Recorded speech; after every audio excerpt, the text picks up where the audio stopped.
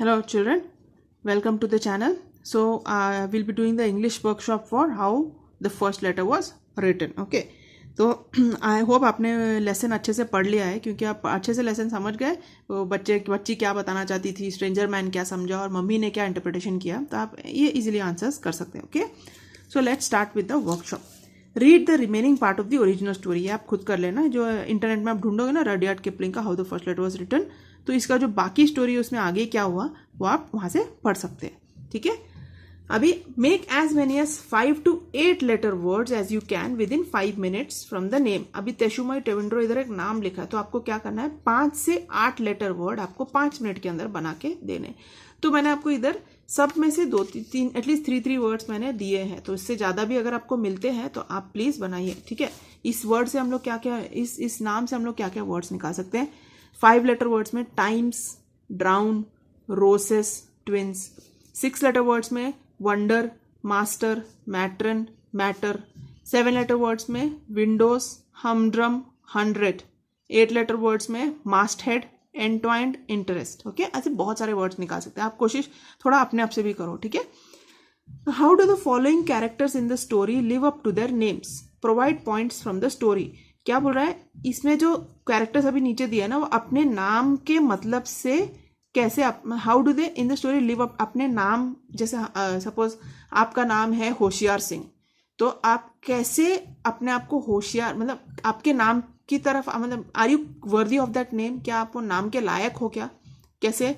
तो उन्होंने ऐसा क्या किया जिससे वो साबित होता है कि उनका नाम उनके लिए एकदम सूटेबल था, वो हमको बताना है. ओके, तो टेगुमई बोप्सुलाई हमने देखा था. टेगुमई बोप्सुलाई का मतलब था एक कॉशियस मैन, मतलब एक मतलब बहुत ही संभाल के काम करने वाला आदमी था. तो उसका क्या मिल सकता है हमको, he did not hurry up to go back home to get a new spear. ठीक है, he was not in a hurry to speak to the stranger. 2 चीज. ठीक है, एक तो वो जल्दी में नहीं था घर जाके स्पीयर लाने के लिए, उसने बोला मैं अपना खुद का सिलाई कर लूंगा. ठीक है, दूसरा कि वो स्ट्रेंजर से बात करने के लिए इतने जोश में नहीं था जैसे वो बच्ची थी. नाउ टैफीमाई मेटुलुमाई, उसकी बीवी, उसका नाम का मतलब क्या, बहुत सारे सवाल पूछती है ना. She was too friendly to a stranger. Taffimai ये बच्ची का नाम है ना, टैफीमाई मेटुलुमाई, तो उसका मतलब क्या था, नॉटी था ना. She was too friendly stranger. बच्चों को एक्चुअली स्ट्रेंजर से बात नहीं करने के लिए बोला जाता है, लेकिन she was very friendly to the stranger and she did not hesitate to give him order. दूसरा, उसको ऑर्डर देने में उसको कुछ तकलीफ नहीं हो रहा था, ये करो वो करो, इधर जाओ, है ना. तो that suits her name. Teshumai Tewindrow mummy, she was a social person having her wonderful primitive parties. वो सोशल टाइप की लेडी थी, जैसे आजकल की लेडीज किटी पार्टी करने के लिए उनको बहुत मजा आता है, वैसे सेम टाइप की लेडी ये भी थी. Okay, and talkative person. Okay, now the story is written in an informal colloquial style, the way it would be told orally. Find and write the expressions where the author addresses the audience directly in the story. For example, but we, oh best beloved, will. Now attend and listen. ऐसे जो phrases है आप निकाल के लिखिए. ठीक है, ये तो आपको डायरेक्टली टेक्स्ट बुक से आंसर है, तो आप खुद से निकाल के लिख सकते हैं. क्या करना है आपको बेसिकली, कि where the author addresses the audience directly, जहां पर जो ऑथर है रडियार्ड किपलिंग, ऑडियंस यानी कि ऑडियंस कौन है इस स्टोरी का, हम लोग है ना, तो हमसे जब वो डायरेक्टली बात कर रहा है वो phrases आप निकाल के लिखो. Okay, it's very simple. Now write a character sketch of the stranger man. Stranger man का कैरेक्टर स्केच लिखने के लिए बोला है, using examples from the story to support the following attributes. Stranger man के बारे में लिखना है और उनके एग्जाम्पल, स्टोरी से एग्जाम्पल लेके उनके ये एट्रीब्यूट्स कैसे मैच होते हैं उसके ऊपर लिखना है. Okay, so let's see what we can write about the stranger man. Okay, now ignorant, innocent and polite. Ignorant मतलब ऐसे नहीं कि उसको कुछ आता जाता नहीं था, उसको मालूम सब था, लेकिन वो ज्यादा कुछ, हाँ इग्नोरेंट था, उसको मालूम था लेकिन ही वॉज नॉट वेरी नॉलेजेबल. ठीक है, ज्यादा नॉलेजेबल नहीं था. इनोसेंट मतलब उसके मन में कुछ ये नहीं था, क्या बोलते हैं, बुरी बातें नहीं थी, इनोसेंट था. एंड पोलाइट मतलब बहुत ही पोलाइट आदमी था, मतलब रेस्पेक्टफुल आदमी था. फिर काम एंड कूल, बहुत ही संभला हुआ आदमी था और ठंडा आदमी था. जंप्स टू रॉन्ग कंक्लूजन्स मतलब अपना गलत कंक्लूजन में जल्दी से उठता था, जैसे वो बच्ची से जो बात कर रही थी वो कुछ और ही इसको इंटरप्रेट कर रहा था और उसको सोच भी नहीं रहा था कि मैं गलत हो सकता हूँ, है ना. Hasty and unwise at times, कभी कभी बहुत ही जल्दी में और बेवकूफ़ी की काम भी करता था. तो हम लोग ऐसा लिख सकते हैं, The stranger man was a good man, but a little ignorant, है ना? He was too quick to jump to conclusions over the innocent behavior of a little girl and the indifference of a man. Even though Taffy was at times childishly rude, he did not mind, but remained cool. Because he could not understand their language, he jumped to his own conclusions, which turned out to be entirely wrong. In his desire to help and his eagerness to please, he was hasty and unwise in his actions. So ऐसे character sketch आप लिख सकते हैं. Okay. Now let's go to the next page. Note the punctuation used in the story. Here single inverted commas or quotation marks have been used to show conversation. Rewrite the following using double quotation marks. Okay. तो आप यह simply कर सकते हैं. Underline the main clauses in the following sentences. Main clause क्या होता है? Main clause वो होता है जो without the remaining sentence also will make sense on its own.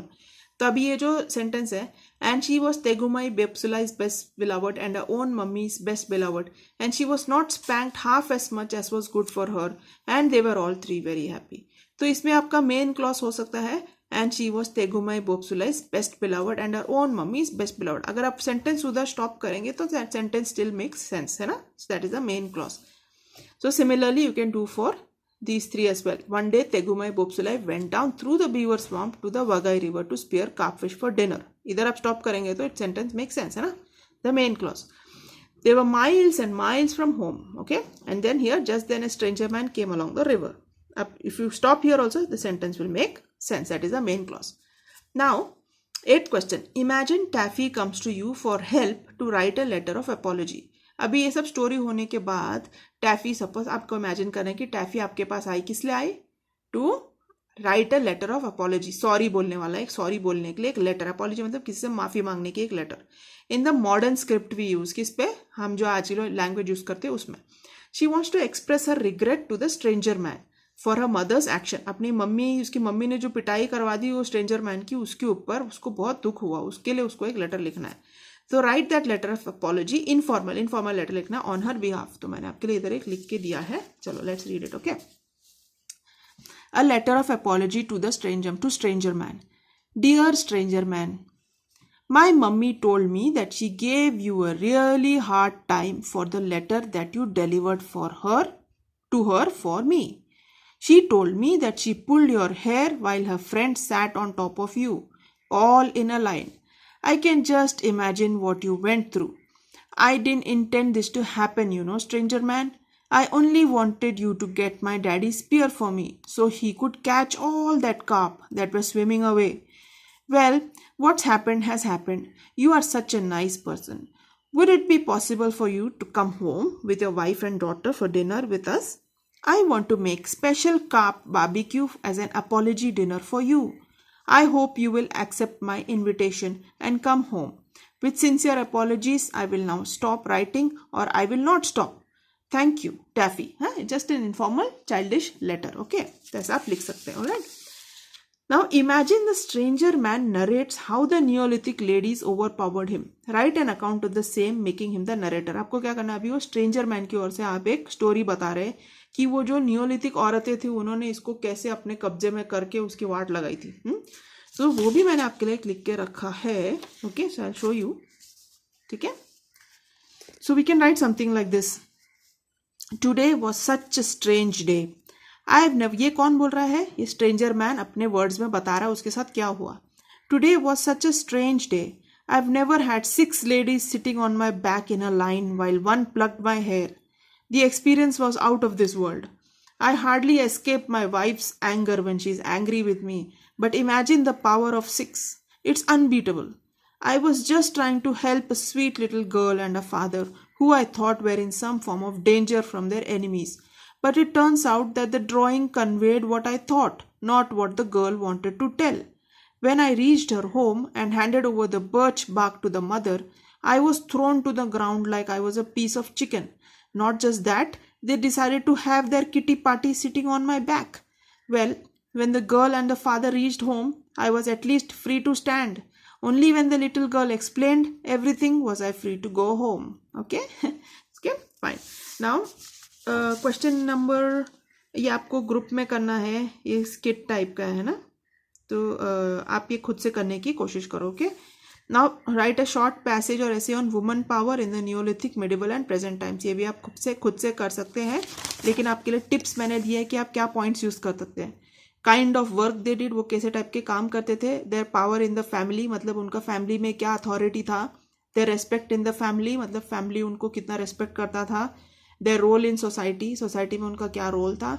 And their influence over family and society, उनका फैमिली और society के ऊपर क्या इन्फ्लुएंस, मतलब उनका क्या इन्फ्लुएंस होता था लोगों के ऊपर. ओके, तो ये पॉइंट्स लेके आप वो क्वेश्चन नंबर 11 आप लिख सकते हो. Okay, so do that yourself. Okay, and study well, take all the necessary notes and understand the story. Okay, take care, God bless.